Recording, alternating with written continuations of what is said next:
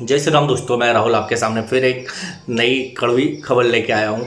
अभी ये खबर क्या है, झारखंड के जमशेदपुर के अंदर दो फल वालों की दुकान बंद करा दी गई पुलिस के द्वारा और उनके ऊपर धारा 107 के तहत मुकदमा दर्ज कर लिया गया। उनकी गलती सिर्फ इतना थी कि उन्होंने एक बैनर लगाया था अपने फल के दुकान के नीचे, उसमें लिखा हुआ था विश्व हिंदू परिषद और जय श्री राम के लोगो थे और एक झंडा था। अच्छा, सिर्फ जय श्री राम लिखने से हमारे ऊपर कार्रवाई हो जाएगी या फिर विश्व हिंदू परिषद लिखने से हमारे ऊपर कार्रवाई हो जाएगी? मैं उन थानेदार जो भी थे, रंजीत कुमार नाम है, जो थाना प्रभारी थे, मैं उनसे पूछना चाहता हूँ कि कौन से सेक्शन एंड आईपीसी के तहत उनके ऊपर कार्रवाई की गई, ये नहीं पता। अब बात आती है कि उनके ऊपर प्रेशर किसने बताया, ये सीएम से प्रेशर था या फिर कांग्रेस के किसी एमएलए से प्रेशर था उनके ऊपर, किसके द्वारा उन पर प्रेशर बनाया गया?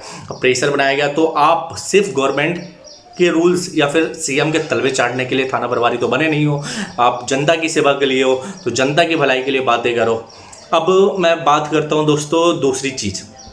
सिर्फ ये नैरेटिव जो देश के अंदर फैली है कि जय श्री राम लिखने से बीजेपी का हो जाता है, जय श्री राम बोलने से ये मतलब एग्रेसिव बंदा है, हिंदू की बात करना एग्रेशन कहलाता है, हिंदू की बात करना देश तोड़ने की बात होती है, जय श्री राम बोलना मतलब ज़रूर ये आरएसएस का बंदा है। ऐसा नहीं है। 100 करोड़ पीपल है इंडिया के अंदर जो हिंदू है। हिंदू उसमें से 50 करोड़ तो विदाउट जिनको विश्व हिंदू परिषद, आरएसएस और इन सब के बारे में ज्ञान ही नहीं है, वो मूर्ख है। लेकिन उनको इतना तो पता है कि मेरे प्रभु कौन है, श्री राम है। तो जय श्री राम बोलने से वो भारत तोड़ने वाले तो नहीं हो गए। दूसरी ओर जहाँ पे आप देखते हैं हलाला चिकन शॉप, मुस्लिम चिकन शॉप और अनवर चिकन शॉप, तो इन सारी चीज़ों पे पुलिस को दिखाई नहीं देती। पुलिस इन सबको बंद नहीं करवाना चाहता। क्यों? क्योंकि इनके ऊपर बंद करवाया जाएगा तो लिबरल गैंग आ जाएंगे, कन्हैया कुमार, शोभा भास्कर, ध्रुव राठी, रवीश कुमार, ये सारे प्राइम शो, ट्विटर वॉर सब चीज़ स्टार्ट हो जाएगा। लेकिन जमशेदपुर के ऊपर ये सारे के सारे दबे हुए हैं। अब बात आती है कि वहाँ पे गवर्नमेंट कैसे है। गवर्नमेंट वहाँ पे कंबाइंड चल रही है, 3 लोगों की गवर्नमेंट चल रही है, जेएमएम, दूसरा कांग्रेस, तीसरा आरजेडी। अब कांग्रेस तो स्टार्टिंग से हिंदू विरोधी रहा है और आरजेडी वो तो मुस्लिम वोट बैंक के लिए मतलब कभी हिंदुओं के साथ रहा ही नहीं है। सिर्फ उसने जातिवाद की पॉलिटिक्स करी है। बिहार के अंदर उसका इतिहास देखा जाए उठा के तो सिर्फ और सिर्फ जातिवाद के ऊपर उसने पॉलिटिक्स करी है। अभी भी देखा जाए तो सिर्फ और सिर्फ मुस्लिम के पक्ष में झुकाव रहता है। दूसरा बचा जेएएम। जेएएम के बारे में मैं ज़्यादा नहीं जानता, लेकिन जेएमएम का हो सके मजबूरी हो सकता है क्योंकि टोटल वहाँ पे सीट देखा जाए तो 181 है, ओनली 81। सरकार बनाने के लिए 41 चाहिए होता है। 41 में से जेएएम के पास मात्र 30 सीटें हैं, कांग्रेस के पास 16 है और उसके पास जो थर्ड पार्टी आरजेडी है उसके पास 1 सीट है। अब इन तीनों ने मिलकर 46 सीटें तो गेन कर लिया, सरकार बना लिया। लेकिन उस सरकार को कैसे रनिंग करेंगे? मतलब इसी तरीके से कांग्रेस विचारधारा से या फिर एंटी हिंदू विचारधारा से। और ये जो दोस्तों ये देखने वाली बात है, जितने भी एंटी बीजेपी स्टेट है, पालघर देख लो जहाँ पे कांग्रेस की सरकार बनी, वहाँ पे एक्शन हुआ, या फिर आप ये देख लो जमशेदपुर झारखंड 2019 में गठबंधन में सरकार बनी, कांग्रेस का थोड़ा सा परला बढ़ गया इस वजह से क्योंकि वो अपनी 16 सीटें हटा ले तो सीएम की कुर्सी गिर सकती है, तो वहाँ पे इस मैटर के ऊपर कुछ नहीं बोला जाता है। तीसरा, मैं अभी एनआरसी और कैप के ऊपर सपोर्ट में कुछ हिंदू भाई बहनों ने और देशभक्त लोगों ने एक रैली निकाली थी। जब कमलनाथ की सरकार थी तो वहाँ पे डीएम ने उन्हें थप्पड़ मार दिया था, लेकिन डीएम के ऊपर कोई कार्रवाई नहीं हुई। थैंक यू मामा आ गए, उनके ऊपर अब जाके कार्रवाई हुई और उन दोनों डीएम को सस्पेंड कर दिया गया। तो मतलब ये जहाँ जहाँ कांग्रेस जाएगी वहाँ पे एंटी हिंदू नैरेटिव जाएगा क्या? और जैसे ये पावर में आते हैं वो अपना एंटी हिंदू नैरेटिव स्टार्ट कर देते हैं।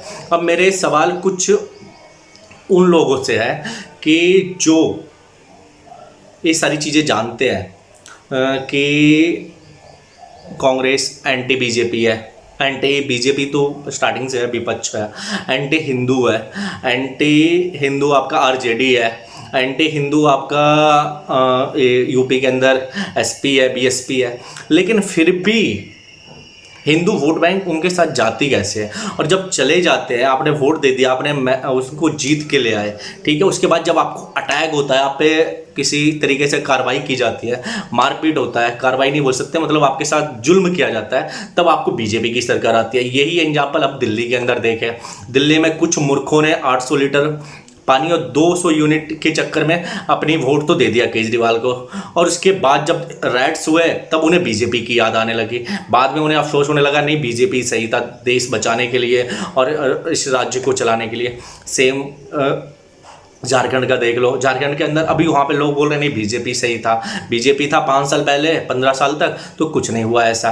अब इन सभी मैटर को देखने के बाद जो एक्स सीएम रघुवर दास थे बीजेपी का जो कैंडिडेट थे, उन्होंने बोला कि इस मामले की तय रूप से निष्पक्षता के साथ जांच होनी चाहिए और उसके बाद अगर इन दुकान वालों के ऊपर कार्रवाई होगी तो हम आंदोलन करेंगे और हम इनके सपोर्ट में हैं और जो होगा हम देखा जाएगा।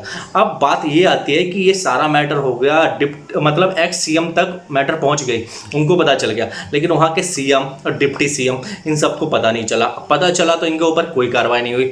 जहाँ तक वो थानेदार की बात है रंजीत कुमार, वो अभी भी बोलता है कि नहीं मैं इनके ऊपर कार्रवाई की जाएगी, उसने ट्वीट भी किया है।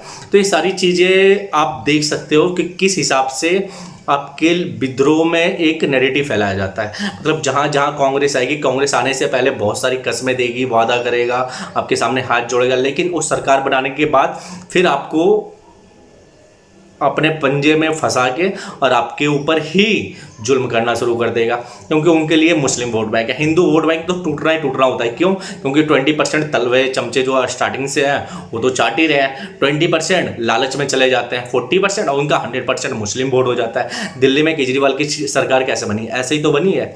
तो जाहिर सी बात है ये सिर्फ और सिर्फ फूट हिंदुओं के अंदर होता है। अब बात रही दूसरी, कितना बड़ा मैटर हुआ सिर्फ झंडा लगाने से और जय श्री राम लिखने से, मतलब कुछ हुआ ही नहीं। मतलब ऐसा लग रहा है कि बिल्कुल साइलेंट है, ट्विटर साइलेंट है, अनुराग से कश्यप चुप है, शोभा भास्कर चुप है, ठीक है, राजीव देसाई चुप है, उसके बाद आपका ये जो बोलता है मैं कॉन्स्टेंट हूँ द लल्लन टॉप, वो मतलब चुप है। सब कोई भी इस मैटर के ऊपर बोलने को राजी नहीं है। क्यों नहीं? क्योंकि मुस्लिम वोट बैंक की बात है। यहाँ पे कांग्रेस इंटरनली इन लोगों को फंडिंग जो कर रही है, कहाँ से बोलेंगे? तो ये सब सारी चीज़ें हैं। आप आंखें खोलिए, जब वोटिंग का टाइम होता है ना, उस समय सिर्फ और सिर्फ आपको यही देखना होता है, नहीं कि अभी मेरे घर में ये जो आपका भाई खड़ा है ना वो कांग्रेस से, वो एमएलए बन के भी आपका कुछ नहीं उखाड़ सकता जब तक आपके सीएम अगर ढंग का बंदा नहीं हो। उत्तर प्रदेश के अंदर आप एग्जाम्पल देख सकते हैं, आप कुछ ही दिन हुए हैं गुजरात देख सकते हैं, या फिर आप एमपी देख सकते हैं। एमपी में बस एक पुलिस वालों पे अटैक किया कुछ मुस्लिम संगठन ने, 24 घंटे के अंदर उनके ऊपर गिरफ्तारी हुई और एनएसए लगा दिया गया। सिर्फ बीजेपी शासित राज्यों को छोड़ दिया जाए तो आप बता दो किसी भी राज्य ने जमातियों के ऊपर कोई ठोस कदम उठाया नहीं उठाया। क्यों? क्योंकि उनको मुस्लिम वोट बैंक है, उनको देश के अंदर क्या गलत हो रहा है क्या सही हो रहा है कुछ मतलब नहीं है, सिर्फ और सिर्फ अपनी नैरेटिव पास करना है। इसीलिए वोटिंग के समय अपनी आंखें और पूरे 5 साल ऑब्जर्व करो तुम्हारे साथ क्या क्या हुआ है। लास्ट में तुम्हारी लोन माफ़ कर देने से और सिर्फ कुछ पैसे दे देने से तुम्हारी भलाई नहीं होगी। वही पैसे तब रहेंगे जब तुम जिंदा रहोगे, जब तुम्हारे बच्चे सेफ स्कूल जा पाएंगे, जब तुम्हारी बेटी आज़ादी से घूम सकेगी, ठीक है? नहीं तो बहुत सारे जालिम इस देश में घूम रहे हैं। ये सारी चीज़ें देखो आपके साथ क्या हो रहा है, और आपको अगर एक लंबे समय तक रहना है, अपनी पहचान बनानी है, तो सही कैंडिडेट का, उम्मीदवार का चयन करें। नहीं तो झारखंड और आपका दिल्ली और आपका बहुत सारे स्टेट है, पालघर देख लो, ये सारी चीज़ें एग्जाम्पल आपके सामने आए। जय हिंद, वंदे मातरम, जय श्री राम।